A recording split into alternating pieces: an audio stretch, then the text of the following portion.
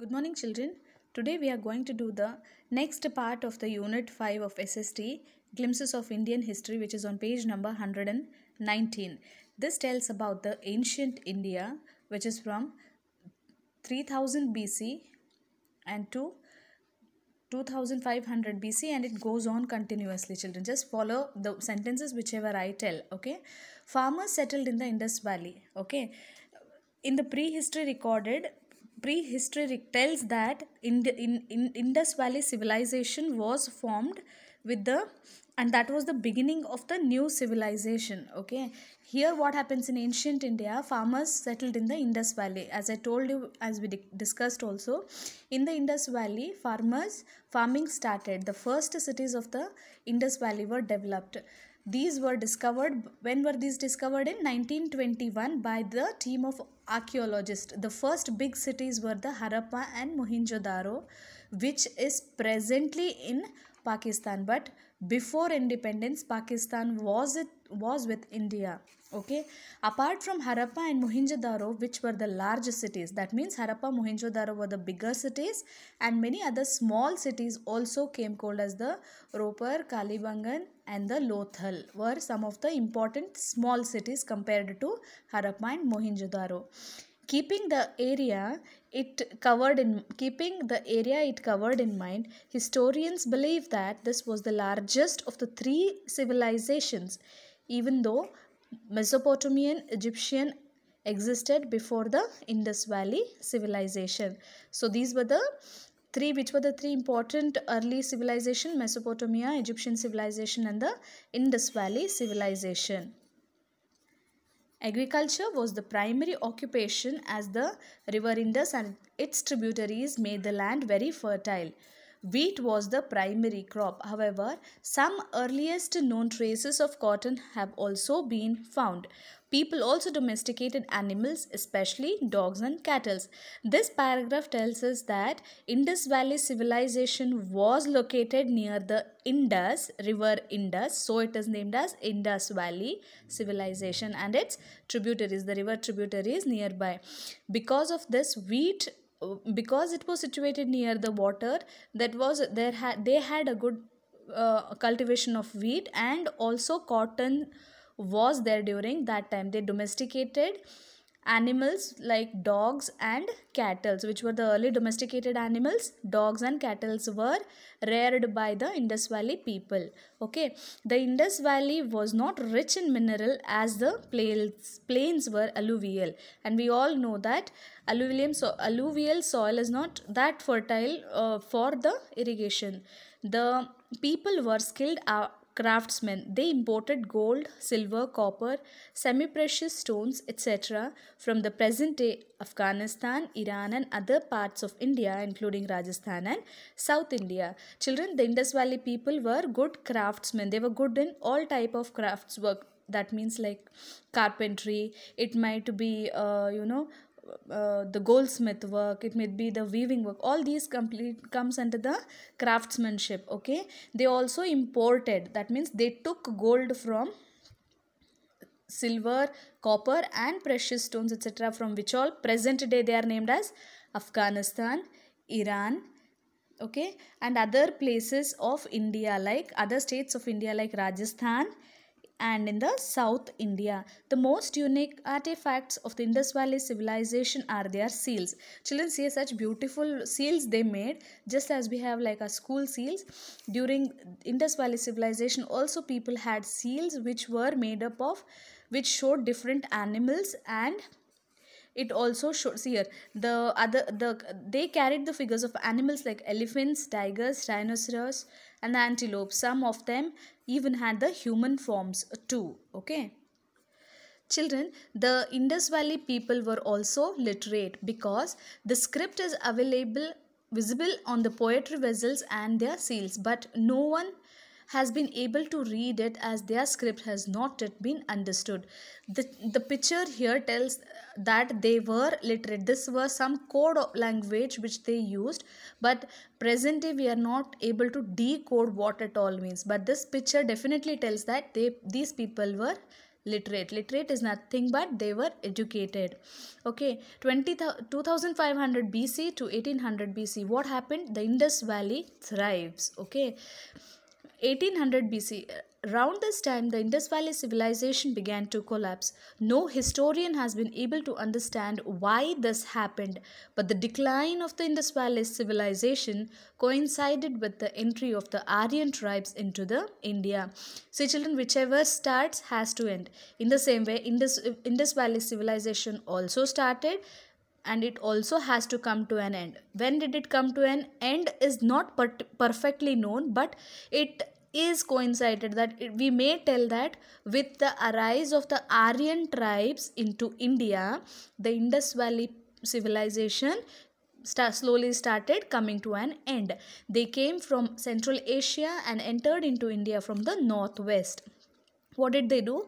The Aryan tribes came from Central Asia. These Aryan tribes made the people of the Indus Valley to come to an end. Okay, and they entered into India from the northwest. 1500 BC to 1566 BC, the Aryans settled in the Indian part of the Indus Valley. Okay, children, why is it mentioned Indian part here? Because now the Indus Valley was previously with India before independence, and it is presently in Pakistan. So it tells that the Aryans settled in the Indian part of the Indus Valley. Okay. What did this Indus Valley, the Aryans do to the Indus Valley people? They made the remaining people who were there near the Indus River or the Indus Valley civilization, they made them run away from there. Okay. The Aryans are referred as the Dasas or Dasyas or the Dravidians. Dravidians, usually present day also we use this term Dravidians. The Aryans are also called as the Dravidians. The Dasas or the Dravidians or the Aryans moved to South India. First they came towards the north, and then what did they do? They slowly started moving towards the entire India. First they came down to southern part of India. Gradually the Aryans spread across the North India and settled down. This sentence tells that they were almost near the north and south of India. Initially, the Aryans lived in tribes and spoke Sanskrit. Okay, children, see the emergency or the emergence of the language Sanskrit came from the word. From which tribe? It is the Aryan tribe or the Aryan civilization. Okay, this picture tells about their dressing style, how they used to behave, how they used to look. They were almost similar, like the present day sadhus and the saints whom we see here. Okay, they practiced agriculture. What did these Aryans do? They did agriculture. They reared cattle and horses. The Indus Valley people reared dogs and cattle. Aryans reared cattle and horses. They chiefly worshipped the sun god and fire. Weaving and carpentry were major occupations. The barter system flourished. Trading was prevalent and coins called Nishka were introduced by the Aryans. See children, in this paragraph it is clear that Sanskrit was spoken by the Aryans. They did agriculture and rearing of animals like cattle and horses. They worshipped the sun god and the fire god. Weaving and carpentry. Carpentry is like making the benches, chairs and all. Weaving is making of dresses and all. Okay, the barter system. What is barter system? In olden days, before having money and all, they used to exchange things with one another. Suppose if I want if I want little salt from you and you want rice from me, I will give you rice and you have to give me salt. That type of exchange system is called as the barter system. Trading was prevalent and the coins were called Nishka were introduced. Understood children? Trading was started by the Aryans and they made coins for trade called as Nishka. Like we call paisa in present day. In the same way, coins were called as Nishka during those days. The Upanishads and the 4 Vedas are composed in this time. What happened? We know about the Upanishad, we know about the 4 Vedas. These were started in this time only, and also the Mahabharata, Ramayana. See children, remember these points. Upanishads, Vedas, Mahabharata and Ramayana were started by the Aryans, and that is the reason this is called as the Vedic age. Understood? The Aryan age is also known as the Vedic age. Okay, these reveal a lot about the culture and society of that time. This helps us to understand about the society and culture during olden days. The poet saints who wrote these texts did not have a computer to write. Children, in olden days, did we have computer? Did we have books and pens? No, but they used to write on the leaves and also on some thin clothes. They had some different styles of writing and preserving the notes or the writings. Okay, the king was called the Rajan, and now we call Raja, no? In that way, Aryans called the Raja or the king as the Rajan, and those who attended on him were called the Dases. Okay, the caretaker of the kings are called as the Dases. The king was helped by the Purohit. Who is Purohit now? Who worships God and also helps the king in administration of the court is called as the Purohit or the royal priest, and the Senani or the commander of the army. The administration part also came into India through the Aryans, because he formed the administration, the Raja, the Rajan, the Purohit, the Senani and the Dasis. This was the administration pattern, and these Purohit used to help the king in all the decision making of the kingdom. The Sabha and the Samiti were administrative units that assisted the Rajan. So as I told you, administration was done by this, a body of the people was formed to run the administration, just like we have the ministers in nowadays. In the same way, the Sabha and the Samitis were the administrative units that assisted the Rajan. Hope this is understood by you all children. Yeah, we'll come to the next part of that. Here, in 1566 BC, Prince Siddhartha Gautama was born in Lumbini near Kapilavastu, which is now in Nepal. Now after the Indus Valley and the Aryans, we are going to study about the Prince Siddhartha Gautam.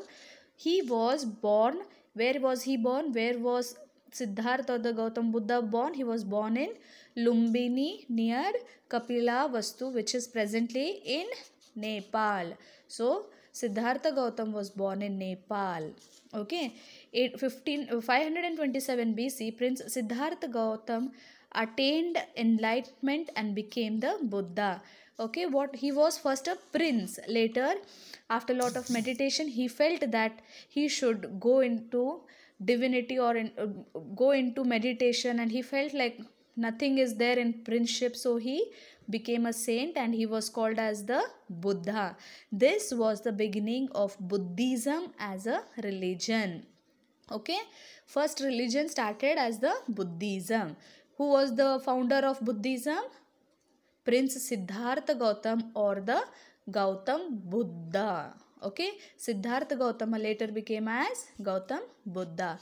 This period is known as the beginning of Buddhism as a religion. Is this part clear, children? Yeah. Now, coming to 326 BC. In 326 BC, Alexander the Great defeated King Porus of Punjab in fierce battle. Okay, when the wounded and the defeated Porus was brought before Alexander, he was asked how should now he be treated. Porus replied as one king should treat another king. Impressed Alexander not only returned his kingdom but also gifted him large areas behind his territory. Now see here children, this paragraph tells about a small story. Okay, Porus was the king of Pauravas. His kingdom spanned the area which is now modern day Punjab. Okay, there was a king named Porus in the Punjab. What did he do? Alexander the Great. Okay, there was a king who had come into India and he was known as Alexander the Great. What did he do? He declared a war on Porus. Okay, Alexander declared a war on Porus, and Porus was defeated. He lost the war, and he was brought to the King Alexander. And King Alexander asked Porus, now you have lost the war. Now you tell me what I should do to you, or how I should treat you. Should I beat you, hit you? He asked. So our intelligent Porus, he told him that no, you should treat me like, because I am a king and you are a king, we both are kings, you should treat me like a king only. Hearing his bold and courageous talk, Alexander was quite happy with him, and he said, release King Porus. And he not only gave back his kingdom which he lost in the war, he also gave some of the areas of his own territory, his own property land. Alexander gave to Porus, seeing his good communication and his bold behavior. Okay, Alexander's army was tired by now. He decided to return to Greece. So what it tells, Alexander the Great, from where did he come? From the Greece. Okay, he died on his way in 323 BC. Okay, Alexander came to India in 1320. He came to India in 1326. Okay, that time he had a fight with King Porus of Punjab. He lost the battle against Alexander, and he was brought to him, and he said, you should treat me like a king. Seeing his bold reply, he was given back his property along with some part of Alexander's own property. Alexander, after all this, he was tired and he felt that he should go back to his town. So he went back to Greece. But while going back to his home, he died on the way in the year 323 BC. During this time, there were many small kingdoms called Janapadas. Okay, there were many small, during this time, after nearby the death of Alexander the Great, there were small kingdoms called as Janapadas in the North India. The rulers of Magadha conquered them one by one. Okay, after the Buddhism, after the Alexander, after Porus was defeated by great Alexander, what happened? Here and there, small kingdoms started coming into picture. They were called as Janapadas in the North India. So these kingdoms started fighting among one another, and the rulers of Magadha conquered them one by one. Okay, King Magadha, the rulers of Magadha, this is also a kingdom. They started acquiring one after the other Janapadas. And gradually, Magadha became the most powerful kingdom in the North India. In the upper part of India, Magadha kingdom became more powerful. Understood, children? So today we discussed about the Indus Valley civilization, how it was, what were their major occupation, what did they do, why did they come to an end? It was because of the Aryan civilization. Next we studied about the Aryans. Aryans came from the Central Asia, and they started spreading across India. They were very strong, and it was called as the Vedic age because Upanishads, the Vedas, the Mahabharata, Ramayana were all written by the Aryans. They spoke Sanskrit. Okay, they too put themselves in agriculture, rearing of animals, and same like Indus Valley civilization only, they started expanding their kingdom. Okay, they from here only started the administration pattern of the king and his kingdom. Later we studied about Prince Buddha, okay, who later became Gautam Buddha, and from him only a new religion called as Buddhism came into picture. Then we studied about Alexander the Great, how he fought with King Porus, and what happened to Alexander while going back. We studied all about this, and we also studied about the small kingdoms known as Janapadas in the North India, and how did the Magadha kingdom became strong in North India. Till here we have studied about the history, about the olden history, children. If you have any doubts regarding this, you can please give me a call and ask all your doubts, children. Okay, I want you all to study and read all the story once again. History is nothing but it is story which has really happened before us. Okay, so you all read it as a story, you will understand. We'll be continuing the next part of the half part during this time. We'll be continuing it in the next video. Till then, study well, take care of yourself. Okay, bye children, thank you.